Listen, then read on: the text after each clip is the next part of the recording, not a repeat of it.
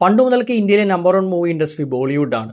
മാർക്കറ്റിൻ്റെ കാര്യത്തിലാണെങ്കിലും കളക്ഷൻ്റെ കാര്യത്തിലാണെങ്കിലും സ്റ്റാർസിൻ്റെ കാര്യത്തിലാണെങ്കിലും ബോളിവുഡ് മറ്റ് ഇൻഡസ്ട്രീസിനെക്കാളെല്ലാം ഒരുപാട് ദൂരം മുന്നിലായിരുന്നു.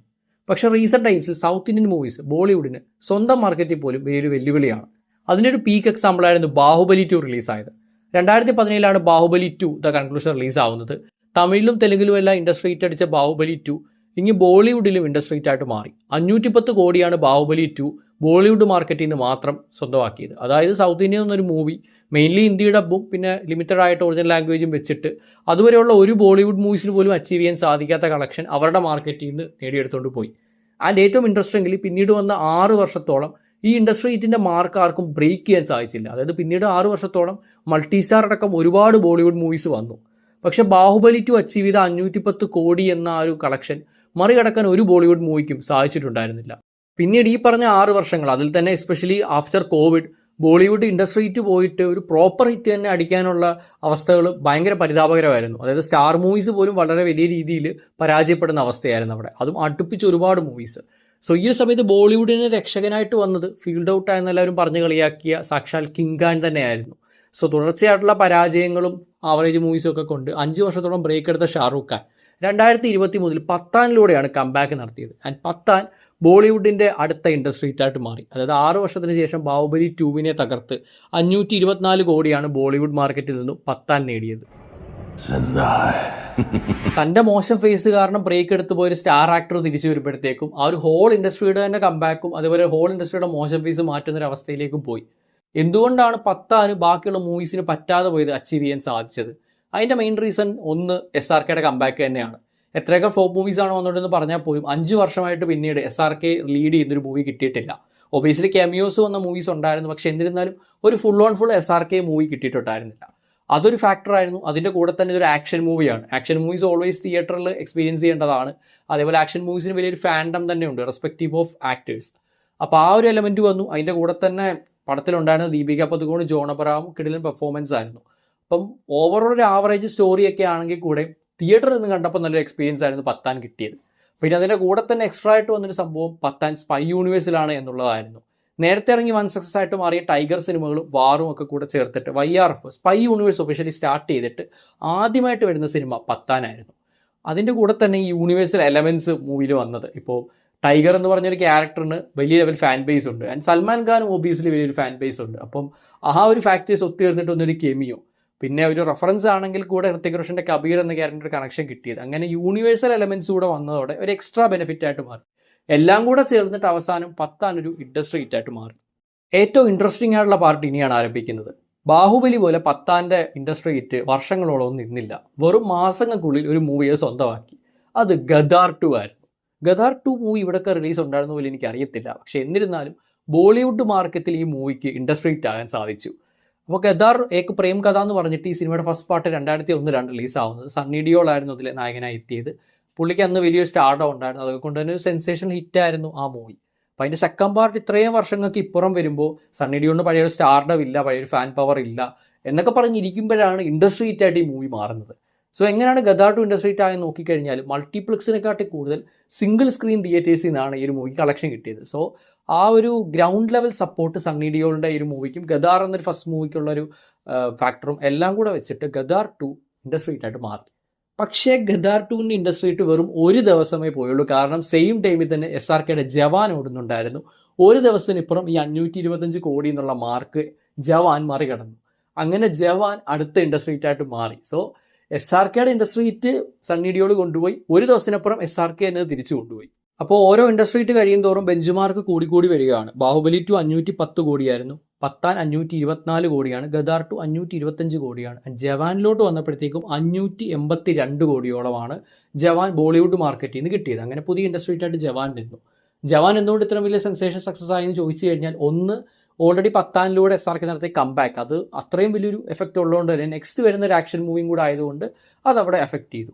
2, അറ്റ്ലി സൗത്ത് ഇന്ത്യയിൽ പരീക്ഷിച്ച് വിജയിച്ചൊരു ഫോർമുല, വിജയുടെ സിനിമകളിലൊക്കെ ചെയ്തിട്ടുണ്ടായിരുന്ന ആ ഒരു കുറേ ഫോർമുലാസും കാര്യങ്ങളും ഇപ്പോൾ അറ്റ്ലി കോപ്പിയാണെന്ന് ഒരുപാട് പേര് പറയുമെങ്കിലും നല്ല രീതിയിൽ തന്നെ ഒരു മൂവി എക്സിക്യൂട്ട് ചെയ്യാൻ സാധിക്കുന്ന ഒരു ഡയറക്ടറാണ് അറ്റ്ലി. അപ്പോൾ അത് ബോളിവുഡ് ഓഡിയൻസിന് പുതിയൊരു കാഴ്ചയായിരുന്നു. അതുകൊണ്ട് തന്നെ ജവാൻ അത്രയും വലിയൊരു സക്സസ് ആയിട്ട് മാറി. എന്നാൽ ജവാന്റെ ഇൻഡസ്ട്രി ഹിറ്റും അധികാലം നീണ്ടുപോയില്ല. 1 വർഷം തികയുന്നതിന് മുന്നേ സ്ത്രീ 2 വന്ന് ആ ഇൻഡസ്ട്രി ഏറ്റെടുത്തു. ആൻഡ് ഗദാർ 2വിന് ശേഷം അടുത്ത ഞെട്ടിച്ച സംഭവം ഇത് തന്നെ ആയിരുന്നു. കാരണം ഗദാർ 2 പിന്നെ നമ്മൾ നോക്കുമ്പോൾ പഴയ നൊസ്റ്റാൾജിക് ഫാക്ടർ ഉണ്ട്, ഗ്രൗണ്ട് സപ്പോർട്ട് ഉണ്ട് എന്നൊക്കെ പറയാമെങ്കിലും സ്ത്രീ 2വിലേക്ക് വരുമ്പോൾ അവിടെ അങ്ങനെ ഒരു സൂപ്പർ സ്റ്റാർഡം ഫാക്ടർ ഒന്നും ഇല്ല. ഇപ്പം രാജ്കുമാർ റാവ് അല്ലെങ്കിൽ ശ്രദ്ധാ കപൂർ അവർക്കൊരു സൂപ്പർ സ്റ്റാർഡം ഉണ്ടെന്ന് നമുക്ക് പറയാൻ സാധിക്കില്ല. കണ്ടന്റ് ഓറിയൻറ്റഡ് ആണ് സ്ത്രീ 2 മുന്നോട്ട് പോയത്. ആൻഡ് ബോളിവുഡിൻ്റെ ഏറ്റവും വലിയ ചീത്തപ്പേരിലൊന്ന് സൂപ്പർ സ്റ്റാർഡം ഉള്ളവരുടെ മൂവീസേ വിജയിക്കത്തുള്ളൂ, നല്ല കണ്ടന്റ് ഉള്ള മൂവീസ് അവിടെ വിജയിക്കത്തില്ല എന്നൊക്കെയായിരുന്നു. ആൻഡ് ഇപ്പോൾ ഒരു കണ്ടന്റ് ഓറിയൻറ്റഡ് മൂവി അവിടെ ഇൻഡസ്ട്രി ആയിട്ട് മാറിയിരിക്കുകയാണ്. സ്റ്റിൽ റണ്ണിങ് ആണ് മൂവി, അതുകൊണ്ട് തന്നെ ഇനി എത്രത്തോളം കളക്ഷൻ കൂടുതൽ കയറുമെന്ന് പറയാൻ സാധിക്കില്ല. 600 crore ഒക്കെ മേ ബി അത് ടച്ച് ചെയ്യുന്ന ഒരു മൂവി ഇത് തന്നെ ആയിരിക്കും. അപ്പോൾ എന്തുകൊണ്ടാണ് സ്ത്രീ 2 ജവാനെ കടത്തിവിട്ട് ഇൻഡസ്ട്രി ആയിട്ട് മാറിയത്? അതിന് കുറേ ഫാക്ടേഴ്സ് ഉണ്ട്. ആദ്യത്തെ ഫാക്ടർ ഫസ്റ്റ് മൂവിയുടെ ക്വാളിറ്റിയാണ്. ഫസ്റ്റ് മൂവി ഞാൻ ഇപ്പോഴും ഓർക്കുന്നു, പണ്ട് ടി വിയിലാണ് കണ്ടത്, പിന്നെ ഡൗൺലോഡ് ചെയ്തും കണ്ടു. എനിക്ക് ഒരുപാട് ഇഷ്ടമുള്ളൊരു മൂവിയാണ്. റിവാച്ച് ചെയ്യാനും നല്ല ക്വാളിറ്റിയുള്ളൊരു മൂവിയാണ്. അതിപ്പോൾ കോമഡി എലമെൻസ് ആണെങ്കിലും ഹൊറർ എലമെൻസ് ആണെങ്കിലും നല്ല രീതിയിൽ തന്നെ ബ്ലെൻഡ് ചെയ്തൊരു മൂവിയായിരുന്നു സ്ത്രീ 1. അപ്പോൾ ആ ഒരു സെയിം മൂവിയുടെ ആക്ടേഴ്സും ക്യാരക്ടേഴ്സും തിരിച്ചു വരുന്നു, സെക്കൻഡ് പാർട്ടിലേക്ക് തിരിച്ചു വരുന്നു. ട്രെയിലറും അത്രത്തോളം നൈസായിരുന്നു. അപ്പോൾ അതുകൊണ്ട് തന്നെ എൻ്റർടൈൻമെൻറ്റ് ഗ്യാരണ്ടീഡ് ആയിരുന്നു. പിന്നെ അതിൻ്റെ കൂടെ തന്നെ വരുന്ന യൂണിവേഴ്സ് ഫാക്ടർ. നമ്മൾ നേരത്തെ പറഞ്ഞ പത്താനിലുള്ള ഫാക്ടേഴ്സിന് പുറമെ എക്സ്ട്രാ ആയിട്ട് അവിടെ യൂണിവേഴ്സ് ഫാക്ടർ ഉണ്ടായിരുന്നു. ഇവിടേക്ക് വരുമ്പോഴും അത് തന്നെ ഉണ്ട്. സ്ത്രീ ആദ്യം ഒരു സ്റ്റാൻഡ് അലോൺ ഫിലിമായിട്ടാണ് റിലീസായത്. പിന്നീടാണ് മാഡോക് സൂപ്പർ നാച്ചുറൽ യൂണിവേഴ്സ് എന്ന പേരിൽ ഒരു super natural based cinematic universe start ചെയ്യുന്നത്. അതിൽ 2ാം മൂവിയായിട്ടുള്ള ബേദിയും 3ാം മൂവിയായിട്ടുള്ള മൂഞ്ചിയും ഒക്കെ റിലീസായി.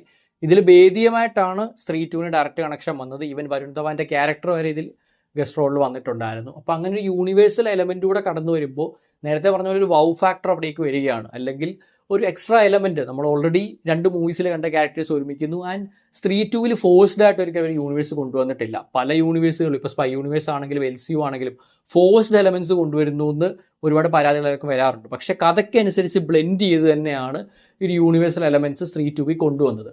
അങ്ങനെ ഓവറോൾ നോക്കിയപ്പോൾ സ്ത്രീ 2വിന് വേറൊരു വരുന്ന ഫാക്ടർ മറ്റു മൂവീസ് കോമ്പറ്റീഷൻ ഇല്ല എന്നാണ്. സ്ത്രീ 2 റിലീസായി കഴിഞ്ഞിട്ട് പിന്നീട് അങ്ങോട്ട് വലിയ കോമ്പറ്റീഷൻ വരുന്ന മൂവീസ് ഒന്നും വന്നിട്ടില്ല. ഇപ്പോഴും ഇന്ത്യയിൽ നിലവിൽ BMSലെ ഏറ്റവും കൂടുതൽ ബുക്കിംഗ് വരുന്ന മൂവീസിലൊന്ന് സ്ത്രീ 2 തന്നെയാണ്. റീസെൻ്റ് റിലീസായ നമ്മുടെ സ്വന്തം കിഷ്കിണ്ടാകാണ്ടും അജയൻ്റെ 2ാം മോഷണം ഒക്കെയാണ് ഇതിൻ്റെ കൂടത്തെ കോമ്പറ്റീഷൻ. പക്ഷേ സ്റ്റിൽ സ്ത്രീ 2ഉം പലപ്പോഴും മുകളിലും താഴെയായിട്ട് കയറി വരുന്നുണ്ട്. ഇറങ്ങി 1 മാസം കഴിഞ്ഞാണെന്ന് ഓർക്കണം. ഈ പറഞ്ഞ പോലെ റീവാച്ച് ക്വാളിറ്റിയും കൂടെ ഉള്ളതുകൊണ്ട് തന്നെ ആൾക്കാർ വീണ്ടും വീണ്ടും പടം കാണാൻ തിയേറ്ററിലേക്ക് പോകുന്നു. സോ അങ്ങനെയാണ് സ്ത്രീ 2 ഇത്രയും വലിയ സക്സസ് ആയിട്ട് മാറിയത്. ലൈക്ക് ബോളിവുഡിൽ കണ്ടന്റ് ഓറിയൻറ്റഡ് വെച്ചിട്ടും സക്സസ് ആക്കാൻ പറ്റുമെന്ന് സ്ത്രീ 2 ഇപ്പോൾ തെളിയിച്ചിരിക്കുകയാണ്.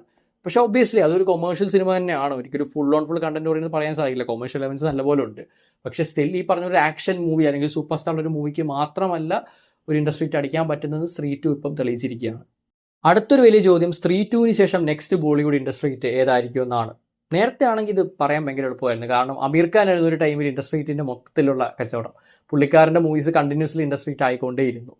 പിന്നെ SRK, സൽമാൻ ഖാൻ, ഇങ്ങനെ ബിഗ് സ്റ്റാർ ലെവൽ ആക്ടേഴ്സ് ഉണ്ട്.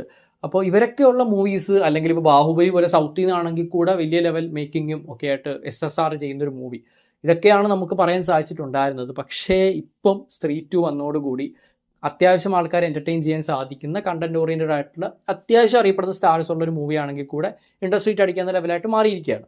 പക്ഷേ എന്ന് പറഞ്ഞാൽ നെക്സ്റ്റ് സൂപ്പർ സ്റ്റാർ മൂവി വരുമ്പോൾ ഇൻഡസ്ട്രി അടിക്കില്ല എന്നല്ല. നെക്സ്റ്റ് സൽമാൻ ഖാൻ ചെയ്യാൻ പോകുന്ന 3 പ്രൊജക്ട്സും പ്രോമിസിംഗ് ആണ്. വിഷ്ണുവർദ്ധൻ്റെ കൂടെ ബുള്ളുണ്ട്, AR മുരുകദാസിൻ്റെ കൂടെ സിക്കന്ദർ ഉണ്ട്, അതേപോലെ അറ്റ്ലിയുടെ കൂടെ ഇപ്പം കമൽഹാസനും കൂടെ ആക്ട് ചെയ്യുന്നൊരു പ്രൊജക്റ്റ് വരുന്നത് കേട്ടു. SRKക്കാണ് നെക്സ്റ്റ് കിങ് വരുന്നുണ്ട്, അമീർ ഖാൻ, സിത്താരെ, സമീൻ പർ ഉണ്ട്. അപ്പോൾ ഈ മൂവീസും ഇൻഡസ്ട്രി അടിച്ചേക്കാം. ഞാനിപ്പോൾ പറയുന്നത് ഒരിക്കലും ഇനി സൂപ്പർ സ്റ്റാർ മൂവീസ് ഇൻഡസ്ട്രി അടിക്കില്ല എന്നല്ല. അതിൻ്റെ കൂടെ തന്നെ കണ്ടന്റ് ഓറിയൻറ്റഡ് മൂവീസ്, അല്ലെങ്കിൽ ഈ പറഞ്ഞ പോലെ അത്യാവശ്യം കോമഡിയും അതേപോലെ എൻ്റർടൈൻമെൻറ്റ് വാല്യൂസ് ഉള്ള മൂവീസും വലിയ സ്റ്റാർസ് ഇല്ലെങ്കിൽ കൂടെയുള്ള ആ ടൈപ്പ് മൂവീസും ഇൻഡസ്ട്രിയിലേക്ക് വരാം എന്നൊരു ലെവലിലേക്ക് എത്തിയിരിക്കുകയാണ്. അതേപോലെ സ്ത്രീ 3ഉം ബേദിയ 2 ഒക്കെ ഇതേ യൂണിവേഴ്സിൽ തന്നെ വരുന്നുണ്ട്. സോ ഏതായിരിക്കും ബോളിവുഡിലെ അടുത്ത ഇൻഡസ്ട്രിയിൽ നിങ്ങൾക്ക് തോന്നുന്നത്? താഴെ കമൻറ്റ് ബോക്സിൽ പറയുക. നമ്മുടെ ചാനൽ റെഗുലറായിട്ട് ഇന്ത്യൻ മൂവി സീരീസിലൊരു വീഡിയോസ് ചെയ്യുന്നുണ്ട്. സോ ഇത്തരം കണ്ടൻസ് ഇഷ്ടപ്പെടുന്നവരാണ് നിങ്ങളെങ്കിൽ ചാനൽ ഇഷ്ടപ്പെട്ട് സബ്സ്ക്രൈബ് ചെയ്തേക്കുക. ഞങ്ങൾക്ക് ഒരു ഇൻസ്റ്റാഗ്രാം പേജ് ഉണ്ട്, അതുകൊണ്ട് ഫോളോ ചെയ്തേക്കുക. അതേപോലെ ഞങ്ങൾ ചെയ്യണമെന്ന് ആഗ്രഹിക്കുന്ന എന്തെങ്കിലും ടോപ്പിക്സ് നിങ്ങൾക്കുണ്ടെങ്കിൽ അതും താഴെ കമൻറ്റ് ബോക്സിൽ പറയാവുന്നതാണ്. സോ ഇനി മറ്റൊരു കണ്ടുമുട്ടുന്നവരേക്കും this is Chengannur signing off from Showdown talkies.